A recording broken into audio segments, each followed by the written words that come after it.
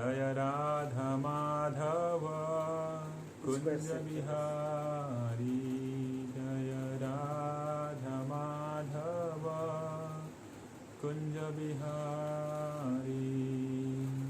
गोपी जन वल्लभा गिरिवरधारी, गोपी जन वल्लभा गिरिवरधारी। यशोदानंदन ब्रज जनरंजन, यशोदानंदन ब्रज जनरंजन, यशोदानंदन ब्रज जनरंजन, यशोदानंदन ब्रज जनरंजन, यशोदानंदन ब्रज जनरंजन, यशोदानंदन ब्रज जनरंजन। यमुना तीरा बनचारी, यमुना तीरा बनचारी। हरे कृष्णा कृष्णा कृष्णा हरे हरे, हरे राम राम राम हरे हरे। हरे कृष्णा कृष्णा कृष्णा हरे हरे, हरे राम राम राम हरे हरे। हरे कृष्णा कृष्णा कृष्णा हरे हरे, हरे राम राम राम हरे हरे। हरे कृष्णा कृष्णा कृष्णा हरे हरे, हरे राम राम राम हरे हरे। हरे कृष्णा कृष्णा कृष्णा हरे हरे, हरे राम राम राम हरे हरे। हरे कृष्णा कृष्णा हरे हरे, हरे राम राम हरे हरे। हरे कृष्णा कृष्णा हरे हरे, हरे राम राम हरे हरे। हरे कृष्णा कृष्णा हरे हरे, हरे राम राम हरे हरे। हरे कृष्णा कृष्णा हरे हरे, हरे Ram Ram Hare Hare. Hare Krishna. So now we shall have a small little Mangala Charan, then we will start. Om Ajnanatimmirandhasya Jnananjanashalakaya Chakshurunmilitam Yena Tasmai Shri Gurave Namaha. Shri Chaitanya Manobishtam Sthapitam Yena Bhutale Swayam Rupa Kadamayam Dadati Swapadantikam Vandeham Shri Gurau Shri Yuta Padakamalam Shri Gurun Vaishnavamscha श्रीरूपं साग्रजातां सहगणा रघुनाथान्वितं तं सजीवं साद्वैतं सावधूतं परिजनसहितं कृष्णचैतन्यदेवं श्रीराधा कृष्णपादान् सहगणा ललिता श्रीविशाखान्वितांश्च नमो विष्णुपादाय कृष्णपृष्ठाय भूतले श्रीमते भक्तिवेदान्त स्वामिनिति नामिने नमस्ते सारस्वते देवे गौरवाणी प्रचारिणे निर्विशेषा शून्यवादी पाश्चात्यदेशतारिणे वाञ्छाकल्पतरुभ्यश्च कृपा सिन्धुभ्येव च पतितानां पावनेभ्यो वैष्णवेभ्यो नमो नमः। जय श्री कृष्ण चैतन्य प्रभो नित्यानंदा श्री अद्वैत गदाधर श्रीवासादि गौर भक्तवृंद हरे कृष्णा कृष्णा कृष्णा हरे हरे हरे राम राम राम हरे हरे। हरे कृष्णा। तो very good morning to all of you. So hopefully all of you are enjoying the blissful Krishna conscious life. Am I correct? If I am correct, please say Hari Bol. जोर से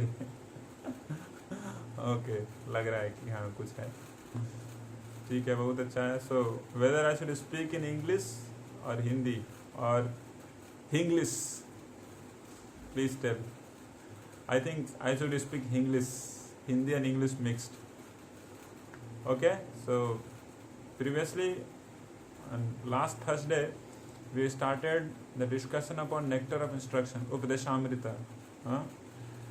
So Upadeshamrita, this nectar of instruction is actually a great gift by one of the prominent disciple of Lord Chaitanya Mahaprabhu. His name is what? Srila Rupa Goswami. Srila Rupa Goswami. So please know their names. Just remembering their names itself will give us a lot of mercy. Okay, so we tried to remember their names in the last session, right? So who were they? Rupa Goswami, Sanatana Goswami, then Raghunath Das Goswami, Raghunath Bhatta Goswami, Gopal Bhatta Goswami, and Srila Jiva Goswami. Okay, how many of you remembered it? How many of you remembered? Okay, fine. No one has remembered? No problem. Please remember their names. It's very simple, very simple. Vande Rupa Sanatana Raghu Yugau Sri Jiva Gopalako. This is the song written by Srinivas Acharya. Just remember that. So, seeing the condition of the living entities, Dina Karunaya means they are so compassionate for the living entities in this material world.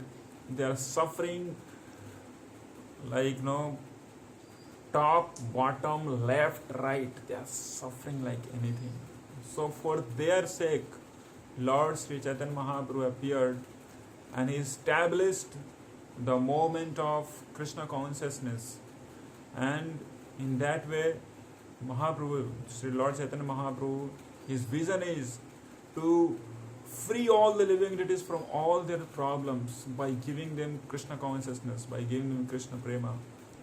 So for assisting Lord Chaitanya Mahaprabhu appeared these all the great personalities like said Goswamis, and they had been given the service. उनको ये service दिया गया महाप्रभु के द्वारा कि you establish the Krishna consciousness moment on the concrete basis of Shastras, and you establish the whole philosophy of how Vaishnavism is greatest, how Vaishnavism is the topmost dharma, param dharma. There are different dharmas, बहुत तरह के धर्म हैं, लेकिन सबका अपना अपना एक ही स्ट्रेटा है. But how, what is the topmost param dharma for the well-being of all living entities? That is Vaishnava dharma. How this Vaishnava dharma is topmost? Lord Chaitanya Mahaprabhu has actually given instruction to Srila Rupa and Sanatana Goswami to find out all those wonderful instances in Shastras and scriptures and establish them, compile the books. So, this Rupa and Sanatana Goswami, along with all those Sat Goswamis, they actually wrote the books like Upadeshamrita, and it's like nectar. The name only is called Upadeshamrita. Upadesh matlab instructions. Amrita matlab nectar. So it's nectar. How many of you have taken nectar ever? कितने लोग अमृत का पान पहले किए हैं? हाँ, सब लोग आप लोग अमृत का पान किए हैं, थोड़ा थोड़ा, इसलिए आप लोग यहाँ पे हैं भक्ति में. बिना अमृत पान के कोई भक्ति में नहीं रह सकता है. जो भी अमृत का पान करता है वो बिंदास रहता है, मजे में रहता है.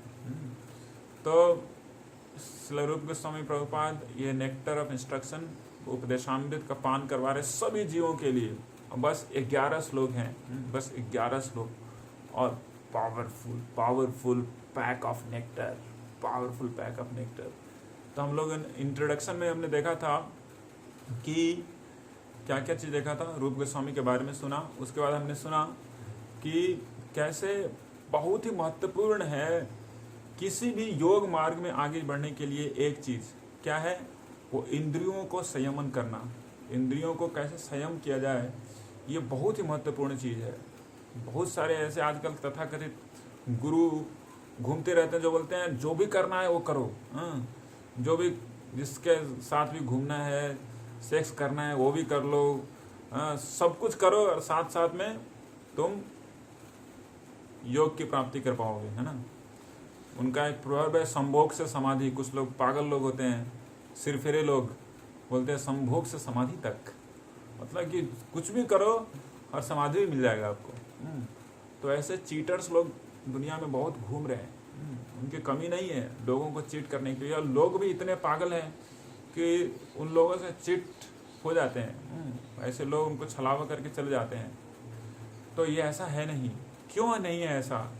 अगर कोई भी व्यक्ति अपनी इंद्रियों को संयमित नहीं रखता है तो उसका क्या होता है, हम लोग देख पा रहे हैं समाज में क्या हो रहा है.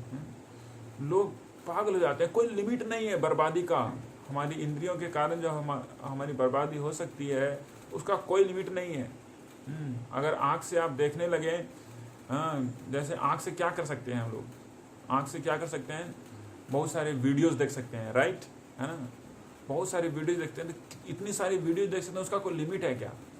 आजकल ऐसे ऐसे गेम्स आ गए हैं जैसे पबजी एंड पता नहीं कौन कौन से जी, और लोग खेलने लगते हैं, घंटों निकल जाते हैं, पता नहीं चलता कि दिन था क्या, सुबह था कि रात हो गया. और उसके बाद पता नहीं इतने घुस जाते हैं उसके अंदर कि हार्ट अटैक आ जाता है और मर जाते हैं. तो हमारी इंद्रियों के तर्पण का कोई लिमिट है. जितना ज़्यादा हम लोग इंद्रियों को फ्री छोड़ेंगे उतना ही ज़्यादा हम मृत्यु के पास जाएंगे, और उतना ही ज़्यादा हम अंधकार में जाएंगे, उतना ही ज़्यादा हम दुख भोगेंगे. तो इंद्रियों का जो तर्पण है, इंद्रियों को जो फिर से छोड़ देने का जो ये शैली है, ये पूर्ण रूप से विपरीत दिशा में जाता है भगवान की भक्ति के, या फिर योग मार्ग में विपरीत जाता है. जैसे और दूसरा चीज़ देखिए, लोगों को सबसे ज़्यादा पसंद क्या है? Sex.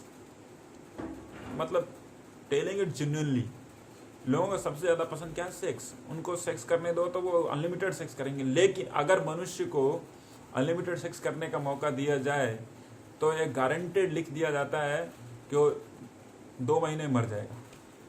In 2 months he will simply die. क्योंकि उसके पास वैसी सिस्टम नहीं है जैसे कर सके. और दूसरा बात है कि इट्स जस्ट लाइक, क्या बोलते हैं उसको, कभी कभार होता है ना, छोटे रैम वाले लैपटॉप में, छोटे ग्राफिक्स वाले लैपटॉप में आप हाई डिफिनेशन वीडियो चला दो और हाई डिफिनेशन गेम चला दो, तो क्या होगा उसका? क्या होगा?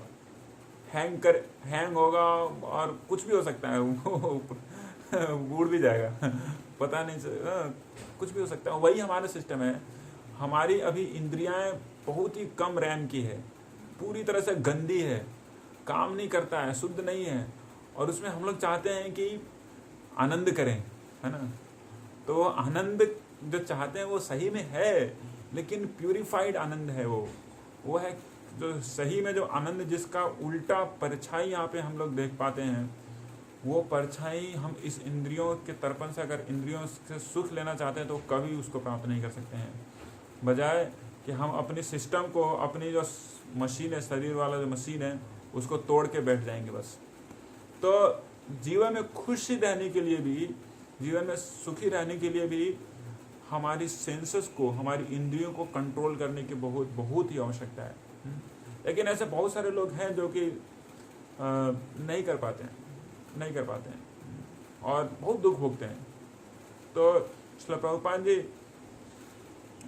फर्स्ट श्लोक जो उपदेशामृत का है, शायद आप लोगों के पास उपदेशामृत की किताब होगी, तो ये फर्स्ट श्लोक हम लोग रिसाइट करेंगे। बहुत ही अच्छा श्लोक है। इस श्लोक में श्रील प्रभुपाद जी बताते हैं कि गुरु की क्या एलिजिबिलिटी है, गुरु का क्या क्वालिफिकेशन है, गुरु का क्या क्वालिफिकेशन है। साथ साथ में यही बताते हैं कि जो व्यक्ति उस गुरु के पास जाते हैं उनको कैसे व्यवहार करना चाहिए, उनको इंद्रियों को कैसे कंट्रोल करना चाहिए।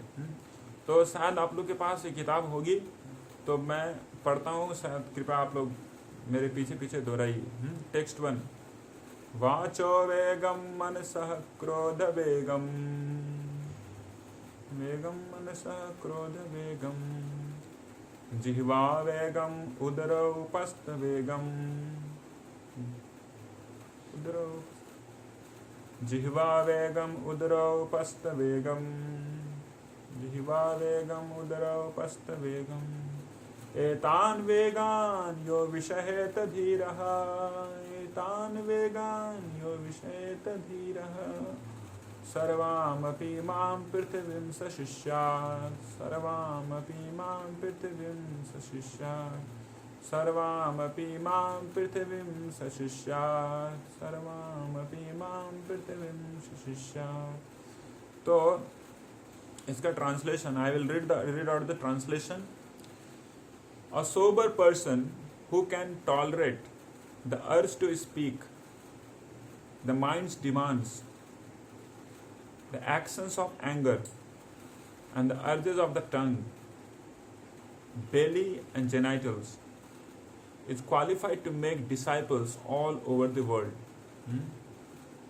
तो हिंदी में अगर बोला जाए तो कोई भी व्यक्ति जो कि अपनी जीवा को वाचो वेगम, मनसा क्रोध वेगम, अपने मन को, क्रोध वेगम अपनी क्रोध को, जीवा उपस्थ वेगम, उसके बाद वाचो वेगम मनसा क्रोध वेगम, जीवा मतलब जीव को। तो वाचो मतलब क्या हुआ है, बोलने की जो हमारी शैली है ना, बोलने की जो तत्परता है, हमेशा हम चाहते हैं कि कुछ बोलें, कुछ दुनिया को बताएं कि हम कुछ जानते हैं, है ना, उसको बोलते हैं वाचो वेगम। उसके बाद वाचो वेगम मनसा क्रोध वेगम, मन का वेग मतलब कि मन हमारे पता नहीं कैसे कैसे ऊपर नीचे, गलत सलत, बहुत अच्छे, और मोस्ट ऑफ द टाइम गलत चीज़ों में मन को लेके जाता है ना। मन हमें ऐसे से गलत चीज़ों में घुमाता है, तो रोलर कोस्टर की तरह। क्रोध वेगम गुस्सा आना, जीवा वेगम मतलब कि इधर उधर की चीज़ों को खाना, कुछ भी खाने का मन कर जाता है, क्रोध जीवा वेगम। उधर वेगम मतलब कि भूख तुरंत लगना भूख लगने बाद कुछ नहीं दिखता है, बस जो भी आए उधर खा लेंगे। ऐसे अफ्रीका में बोला जाता है कि अफ्रीका वाले लोग हैं ना, कि वो ऊपर में हवा में हेलीकॉप्टर छोड़ के और एरोप्लेन छोड़ के सब कुछ खा जाते हैं। ऐसे अगर एक मतलब छोटी सी क्या बोलते हैं इसको, मक्खी है ना, अगर घूम रही है तो ऐसे पकड़ेंगे और ऐसे मुख में डालेंगे, कुछ भी मतलब डायरेक्टली वो खा सकते हैं। इसको बोलते हैं उदर वेगम। उपस्थ वेगम मतलब कि उपस्थ मतलब जनरेटिंग सेंसेस, उसको बोलते हैं जेनाइटल्स। तो ये जो व्यक्ति इन सभी चीज़ों को कंट्रोल कर सकता है वो गुरु बनने योग्य है, और वही गुरु है। और उनके ही शरण में अगर कोई जाएगा, उनसे ही कोई ज्ञान प्राप्त करेगा, तो वो सही में उस भक्ति के मार्ग पर चल पाएगा और ज्ञान को प्राप्त करेगा। तो स्वरूप गोस्वामी प्रभुपाद सबसे पहले ये सेट करते हैं कि कहाँ पे जाना है आपको ज्ञान प्राप्त करने के लिए। ऐसा नहीं कि हाँ, सबसे पहला चीज है आदो गुरु चरणाश्रया। स्वरूप गोस्वामी प्रभुपाद भक्ति रसामृत सिंधु में बोलते हैं कि सबसे पहले गुरु के चरणाश्रय होना चाहिए। लेकिन गुरु के चरणाश्रय होने से पहले गुरु कौन है, गुरु के क्या क्वालिफिकेशंस हैं, ये हमें जानना चाहिए। तो इसके कारण उपदेशामृत पहला श्लोक में श्रील प्रभुपाद रूप गोस्वामी बताते हैं कि ये 6 अर्जेज को, मतलब कि अर्जेज मतलब क्या बोलते हैं, वेग। वेग मतलब कि एक ऐसी प्रवाह जिसके आगे बड़े बड़े लोग टूट के गिर गए हैं। बड़े बड़े सिकंदर हो, अलेक्जेंडर हो, नेपोलियन बोनापार्ट हो, बड़े बड़े लोग, धुरंधर लोग गिरे हैं इन सभी 6 इंद्रियों के प्रवाह में। तो लेकिन जो व्यक्ति इस 6 इंद्रियों को कंट्रोल कर सकता है वही क्या है, वही गुरु बनने योग्य है। और साथ साथ में गुरु यही बताते हैं कि सबों को इस 6 इंद्रियों को कंट्रोल करना चाहिए, संयमित करना चाहिए, नियमित करना चाहिए। तो उसके बाद श्रील प्रभुपाद जी बता रहे हैं कि ऐसे लोगों को पता है कि अगर इन सभी इंद्रियों को अगर हम अनकंट्रोल करेंगे तो कुछ लिमिट के बाद जवाब देना चालू कर देगी, कुछ लिमिट के बाद ये सब जवाब देगी। लेकिन फिर भी लोग करते हैं, फिर भी लोग कर रहे हैं। जितने पाप कार्य हैं लोगों को पता है कि ये सब गलत है, फिर भी लोग कर रहे हैं। श्रील प्रभुपाद जी बताते हैं कि अगर कोई चोर है वो चोरी करता है, चोरी करने के बाद उसको पुलिस से नोटिस से मिलता है कि फलाना नाम का चोर है, कहीं भी है, उसको पकड़ना है। फिर भी वो चोरी करेगा। चोरी करने के बाद वो जेल जाएगा, जेल में जाएगा, फिर उसके बाद फिर से निकलेगा, फिर से चोरी करेगा। तो वो कितना दुख भोग रहा है चोरी करने के कारण, लेकिन वो क्या चोरी छोड़ पा रहा है? Does he able to leave the thievery what he is actually accustomed to? Not. Why? Because he has got some little taste in thievery. He has got taste of thievery. मतलब कि वो चोरी किए बिना रह ही नहीं सकता है। भले ही उसको जूता मिले, हंटर मिले, लात मिले, जेल में डाल दे, फिर से निकल के क्या करेगा, चोरी करेगा। तो 3 तरह के लोग होते हैं। पहले होते हैं सबसे बुद्धिमान लोग, most intelligent people. Srila Prabhupada says in Upadeshamrita, in पर्पट you can see, in that you will able to see when an intelligent person hears from a law book and shastras or scriptures that stealing is not good and hears that a thief is punished when arrested, he refrains from theft. मतलब अगर एक चोर को बोला जाए, मतलब कोई भी आदमी जो इंटेलिजेंट है, अगर उसको बोला जाए कि ये अगर गलत काम है, इसको नहीं करना चाहिए, इसको करने से आपको क्षति है ना, इसको करने से आपको जेल जाना पड़ेगा, तो उस कार्य को तुरंत वहीं पे छोड़ देगा। एक फर्स्ट क्लास मोस्ट इंटेलिजेंट लोग का ऐसा रवैया होता है। मतलब कि उनको बता दिया गया है कि इसको करने से ये मिलेगा, गलत कार्य करेंगे तो गलत मतलब उसका परिणाम मिलेगा, तो वहीं पे छोड़ देते हैं। ये होते हैं फर्स्ट क्लास लोग। उसके बाद सेकेंड क्लास लोग होते हैं कि वो करते हैं गलत कार्य, करने के बाद भुगतते हैं, और भुगतने के बाद छोड़ देते हैं, है ना। और तीसरे क्लास के लोग होते हैं जो गलत कार्य करते हैं, उनको बहुत लोग बोलते हैं कि मत करो, अच्छा नहीं है, सुनते हैं, फिर भी 1 नंबर के ढीठ जैसे वो करते हैं, और करने के बाद भुगतते हैं, भुगतने के बाद भी नहीं छोड़ते। इसको बोलते हैं महामूर्ख लोग।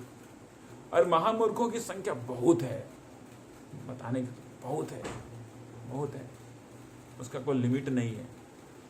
ये most foolish class of people होते हैं जो बोलने के बाद भी नहीं सुनते, भुगतने के बाद भी नहीं सुनते, और वही करते रहते हैं। क्यों करते रहते हैं? उनको इस गलत कार्य करने का टेस्ट लग गया है। जैसे सिगरेट के डब्बों पे लिखा रहता है स्मोकिंग किल्स, लेकिन लोग बिंदास चल पड़े हैं, फिक्र यार, धुएं में उड़ा के और छल्ले बना के सिगरेट पीते हैं। तो ऐसे लोगों की संख्या बहुत है। क्यों है ऐसा? क्योंकि उनको वो जो छोटा सा जो टेस्ट है उसको छोड़ नहीं पा रहे हैं, भले ही उसके कारण जो दुख भोग रहे हैं वो अनलिमिटेड है, अनलिमिटेड, लेकिन उस टेस्ट को छोड़ नहीं पा रहे हैं। इसलिए श्रीमद् भागवतम में जब सुखदेव गोस्वामी परीक्षित महाराज को बोलते हैं कि लोग इस तरह से पाप कर रहे हैं और पाप करने के कारण इतना दुख भोगते हैं, और फिर थोड़ा सा पाप से वो बाहर आते हैं। जैसे अभी देखिए 7 महीने पहले भारतवर्ष में इतने सारे न्यूज आते थे, यहाँ पे मर्डर, वहाँ पे रेप, वहाँ पे डाका, ये है और अभी सारे न्यूज कम हो गए हैं। अब सिर्फ कोरोना का ही न्यूज आ रहा है, कोरोना से वो वहाँ पे मर गया, वहाँ पे वो संक्रमित हो गया, वहाँ पे कोरोना वाला ये हो रहा है, कोरोना एवरीथिंग इज कोरोनाइज्ड। लेकिन इतना सारा कुछ होने के बावजूद भी क्या लोगों को सही में दिमाग में खुल रहा है कि हम लोग क्यों भुगत रहे हैं? कोरोना साफ साफ उपदेश दे रहा है, सोशल डिस्टेंसिंग, मतलब ज़्यादा इधर उधर का गंडगोल मत करो, सोशल डिस्टेंसिंग। फेफड़े में जाके सबसे पहला प्रभाव पड़ेगा, इसलिए सिगरेट मत पियो। ये कोरोना का उपदेश है, ये रूप गोस्वामी का उपदेश नहीं है। ये सिगरेट मत पियो, ये कोरोना उपदेश है। उसके बाद डेली स्नान करो, सैनिटाइज करो, और डेली स्नान करो, हाथ धोते रहो, बार बार 2-3 बार स्नान करते रहो, कपड़े धोते रहो क्लीनलीनेस, कोरोना उपदेश। ये सब कुछ सुनने के बावजूद भी लोग अभी भी पाप कर रहे हैं और करेंगे। बस 6 महीने के बाद बस कोरोना चला जाए, उसके बाद तो देखना फिर से क्या बड़ करके सब लोग निकलेंगे और फिर से चालू हो जाएंगे कांडी लोग, पता नहीं क्या क्या कांड करेंगे। होगा ये क्यों हो रहा है ऐसा? लोग पाप कर रहे हैं, इतना भुगत रहे हैं, नरकों में जा रहे हैं और पता नहीं यहीं पे नारकीय जीवन जी रहे हैं, फिर भी उनकी बुद्धि क्यों नहीं खुल रही है? तो इसका उत्तर में सुखदेव गोस्वामी बताते हैं कि प्रायश्चित करना पड़ेगा। अगर कोई प्रायश्चित कर लेता है पाप का तो उसको पाप का फल भुगतना नहीं पड़ेगा। तो परीक्षित महाराज बुद्धि लगा के बोल रहे हैं, इंटेलिजेंटली बोलते हैं कि प्रायश्चित अथ पार्थ मन्य कुंजर शौचवत। ये प्रायश्चित तो एकदम बेकार है। कैसे बेकार है? प्रायश्चित मतलब क्या? अगर कोई पाप का काम किया है तो उसके लिए आपको कुछ सजा दिया जाएगा। जैसे कि कोई चोरी किया व्यक्ति तो उसको जेल में डाल दिया तो वो सजा है, वो प्रायश्चित है। वो सजा भुगत लिया तो उसका मतलब कि वो पाप करने का जो फल है उसको नहीं मिलेगा। तो प्रायश्चित करने के बावजूद भी लोग पाप कर रहे हैं, इतने गलत कार्य कर रहे हैं। तो परीक्षित महाराज बोलते हैं कि प्रायश्चितम अथ पार्थ मन्य कुंजर शौचवत, मतलब ये प्रायश्चित है वो किसके समान है? हाथी के स्नान करने के समान है। प्रायश्चित किसके समान है? हाथी का स्नान। हाथी का स्नान देखें आप लोग, शायद ही देखे होंगे। आजकल तो हाथी दिखता ही नहीं है, तो हाथी का स्नान तो दूर की बात है ना। तो हाथी क्या होता है ना कि जंगल में इधर उधर घूमता हुआ, ऐसे ऐसे चलता हुआ, बहुत सारी इधर उधर की धूल वूल सब लगा के आता है और जाके तालाब में अच्छा से स्नान करता है। पूरा ना अपनी सूंड से पानी लेके अपने शरीर पे डालेगा ना, अच्छे से पूरा स्नान करेगा। स्नान करने के बाद बाहर आएगा और कीचड़ में जाके फिर से कीचड़ लगा लेगा। इसको बोलते हैं क्या? हस्ती स्नान, हाथी का स्नान। साफ हो गया है फिर जाके वो कीचड़ लगाएगा। तो ऐसे लोग हैं, पाप करते हैं, भुगतते हैं, प्रायश्चित करते हैं, फिर से कीचड़ लगाते हैं। ये क्यों हो रहा है? What is the use of it? What is the use of it? Because they do not have a higher taste of something good. उनको एक हायर टेस्ट नहीं, हाईएस्ट टेस्ट नहीं है। अमृत उनको नहीं मिला है। अमृत सही में उन्होंने कभी अमृत पिया ही नहीं, तो इसलिए वो इस तरह से पाप कार्य करते हैं। तो हम लोग आगे बढ़ते हैं। ऐसे बहुत सारे एग्जाम्पल्स है, बहुत सारे ऐसे छोटे छोटे धर्म हैं जिसमें लोग ऐसा ही करते हैं। क्रिश्चियनिटी में क्या है कि वो पूरा वीक भर में बहुत सारा गंडगोल करेंगे, बकरे काटेंगे, गाय काटेंगे, खूब सारा खाएंगे, और सैटरडे या संडे को जाएंगे चर्च में, क्या कन्फेस करेंगे कि मैंने ये किया, मैंने पाप किया, Jesus Christ you have been crucified for us, for our sins, so you remain crucified and we will keep doing all the sins. हमारा आपने ठेका ले लियो, ठेका समझते हो? टेंडर। हमारा आपका टेंडर साइन हो गया है, हम पाप करते रहेंगे, आप ऐसे क्रूसिफाइड होते रहो। कितने महान हो आप, हाँ, you are my God and you are so great, you are suffering for our sins and we are keep doing sins and you keep getting crucified.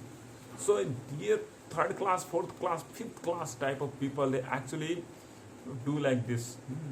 वो पाप करते हैं, कॉन्फेस करते हैं, फिर से जाके वही पाप करते हैं. तो ये क्यों है ऐसा? क्योंकि उनको पता ही नहीं है कि हायर टेस्ट है क्या. तो इसके लिए जरूरी है क्या समझना? कृष्णा कॉन्शियसनेस को समझना. Krishna consciousness is the real nature of the soul. Krishna consciousness is the real nectar of which living entities are searching for, but they are searching at the wrong place. And they are searching at the wrong place. Krishna भक्ति में जो अमृत है, उस अमृत को वो चाहते हैं, लेकिन उनको पता नहीं कि वो है किधर. वो है किधर? वो खोजते हैं बाहर में, इधर उधर, पूरा सिस्टम उनका नॉकडाउन हो जाता है और फिर जाके भाई उनको पता चलता है कि अरे जेल में पहुंच गए. तो इस तरह से ऐसे बहुत सारे लोग हैं. So all the problems the world is actually only one and single solution. Only one and single solution, that is Krishna consciousness and nothing else. So that's what Srila Prabhupada is actually emphasizing in his purport here, that people are actually busy in these all six senses and they are engaging them in so many different types of things. From their mouth they are simply speaking blah blah blah whole day and night, simply speaking, new channel, then after that on social media, people having no work, if they will get time they will simply speak. If you go in train, then you will find whole Machi Bazar. One he is telling to him, he's like, it's like, my God, it's chaotic. So this is called Vacho Vegam. Vacho Vegam matlab urge to speak. We always want to speak something. Just like I am speaking also, right? This is Vacho Vegam. But what is the use of Vacho Vegam if it is just has been used for nonsense, trivial, mundane things? What will be the use of it? We lose our energy. It will not be conserved. So materially, if you see, if somebody is speaking too much, then what happens to him? He drains out all his mental energy. Mental energy goes down. And he cannot actually substantially think about some tangible subject matter. And the creativity of that person becomes zero. If he speaks anything and everything. कुछ लोग होते हैं ना बड़बोले होते हैं, बक बक बक बक बक बक बस बोलते रहते हैं. उनका काम है बस बोलते ही रहना, सबको सजेशन देते रहते हैं, सबको कुछ कुछ बोलते रहते हैं. और लेकिन इस तरह से कुछ भी बोलने से क्या होता है कि हमारी जो शक्ति है, उदाहरण शक्ति, वो चली जाती है. और श्रील प्रभुपाद जी बताते हैं कि what is the use of simply croaking like toads. Croaking मतलब यू नो दिस मेढक. हमने सीन मेढक सब लोग देखे हैं ना. आप लोग मेढक देखे हैं? तो मेढक बरसात के समय में अभी कैसे करता है, कैसे बोलते रहता है?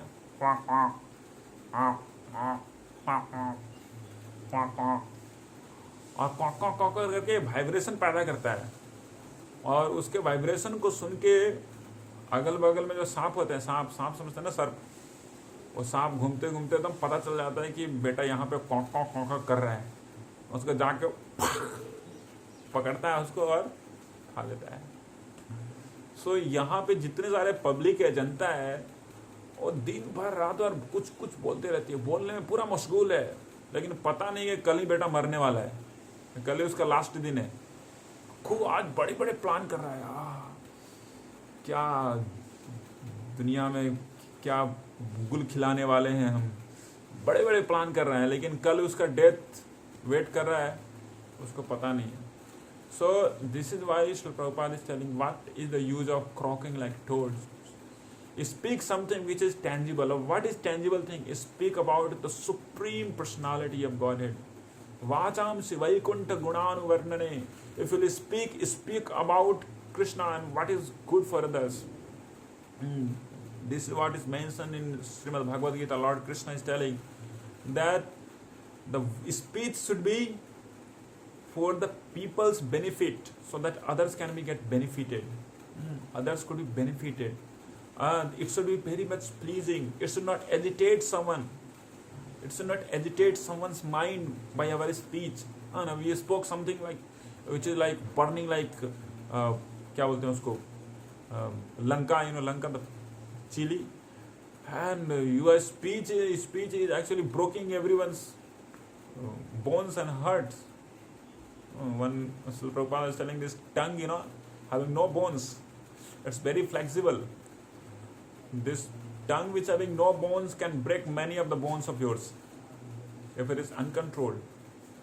So controlling of the tongue is the very, very important thing. Controlling the tongue. So these are the qualifications of our speech. Its speech should be very sweet. Its speech should be from the Shastras. Whatever we are speaking, it should be actually corroborated with the Shastras. Whether it's reasonable what we are speaking, or it's something our own ideas. That's why, of course, to speak something out, we must have some knowledge, a knowledge of the Shastra. So, mrishtam gudham aviklavam sarvesham upkarartham tan anuvadan iva. तो मृष्ठम मतलब कि मृदुल, गूढ़म मतलब something tangible. ऐसा नहीं कि कुछ ही बोल रहे हैं, है ना. कुछ लोग बोलते हैं, कुछ लोग इतना बोलते हैं कि उनकी बातों की कुछ वैल्यू नहीं रहता, क्योंकि ऊपर सुपरफिशियल कुछ बोलते रहते हैं. मृष्टम गूढ़म अविक्लवम, दूसरों को कभी भी वो क्लव प्रदान न करे, मतलब कि दुख न प्रदान करे. अविक्लवम सर्वेशाम उपकारार्थम, सभी जीवों के, सभी लोगों के कल्याण और उपकार के लिए वैसे वचन होने चाहिए. तान अनुवदन इवा, तो ऐसे स्पीच होने चाहिए. और ऐसे स्पीच को ही बोलते हैं Krishna conscious talk, Krishna conscious speech. तो आज हमने देखा वाचो वेगम कितना महत्वपूर्ण है. तो इसको कैसे कंट्रोल कर सकते हैं? अगर बोलने की हमारी आदत है तो किसी को हम भगवान के बारे में बोल सकते हैं, कृष्ण के बारे में बोल सकते हैं, नहीं तो चुप रह सकते हैं. तो the urge of speech can be clarified, or it can be purified, or it can be controlled when we'll utilize the speech in Krishna consciousness. And there are unlimited subject matter to be spoken, unlimited. It's told Hari Ananta, Hari Katha Ananta, unlimited talks about Krishna. And when one speaks about him, he get unlimited nectar, and his hearts blossom with love of God. So how great opportunity it's there for the living entities to speak about the Supreme Godhead, Vaikuntha Gunanu Varnane.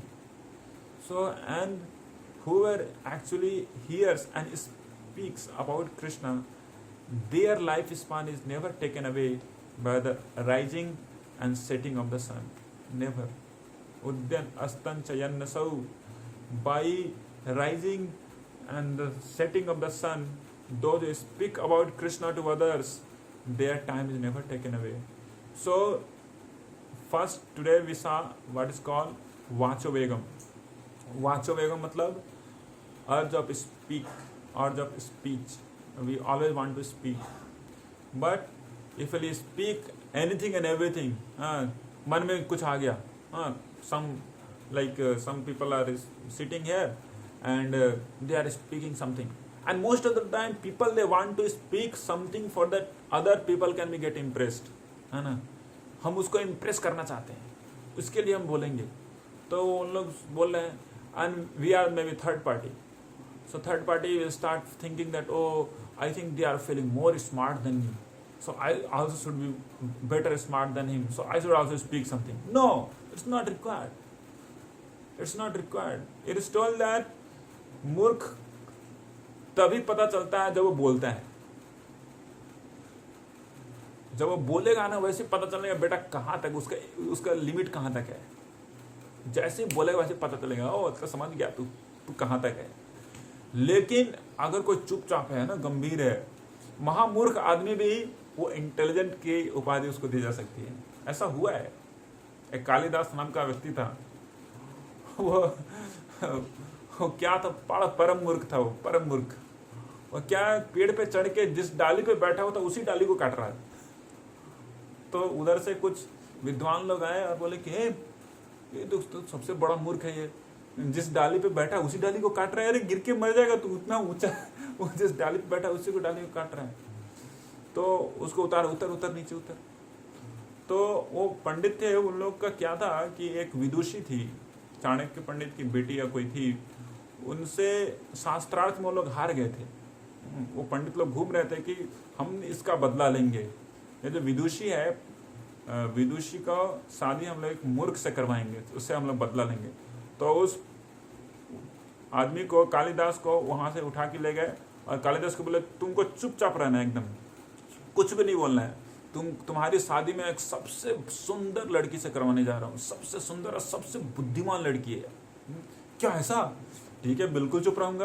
और तो चला गया वहां से, उसको लेके चला गया। वहां पे विदुषी थी, बोले कि हमारे पंडित अष्टोत्तर श्री श्री 108 शास्त्राचार्य कालिदास जी यहाँ पे पधार रहे हैं। उनको बैठा दिया वहाँ पे, और ये मौन धारण किए हुए हैं, कुछ नहीं बोलते हैं। अच्छा ठीक है, बहुत अच्छा है। तो शास्त्रार्थ स्टार्ट हुआ। तो जो विदुषी थी वो ऐसे दिखाई, पहले दिखाई ऐसे करके एक उंगली दिखाई।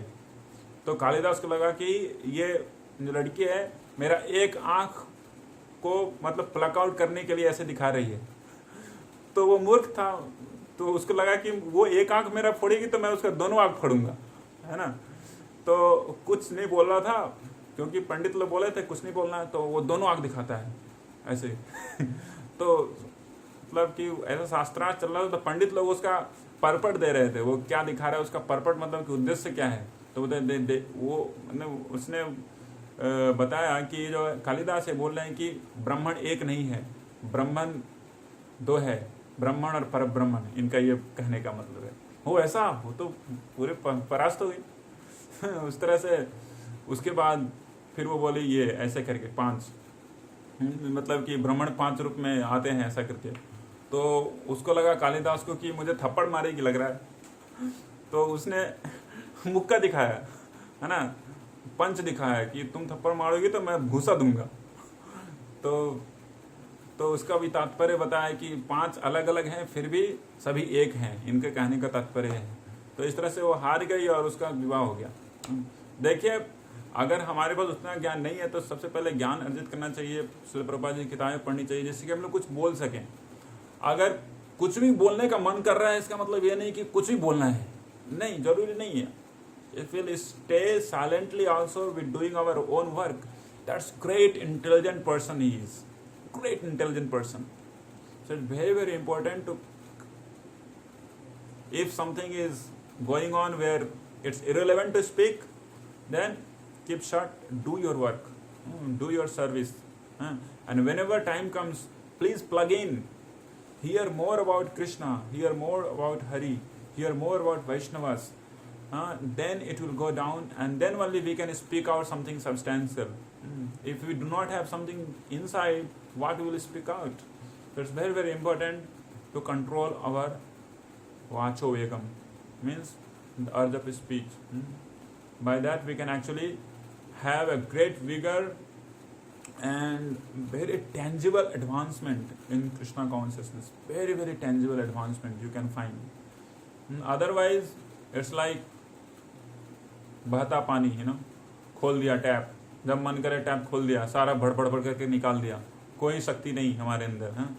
सो that capacity, that retainment capacity is actually brought by just remaining shut when it's useless to talk and useless talks are happening. Just remain shut. And when it's opportunity to tell about Krishna, when we have actually heard substantially, then we can speak about Krishna for others' benefit, not for to showing our greatness, so-called bragging. That's not required. Okay, so next class we will be discussing our next urges. Vacho Vegam today we finished. Next we will do Manasa Vegam.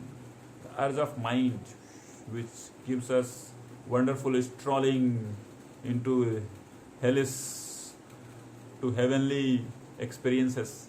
Okay, so for that time, we'll stop here. And if you have any question, you can ask. You can keep the mic near your mouth. You can ask, we can discuss some questions. So better to have some questions because it's already going to be it. If you have any question,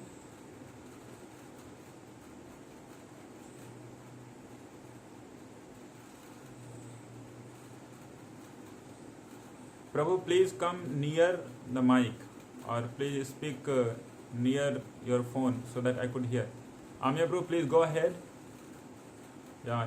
Please speak in the mic and then you can put there. Yes.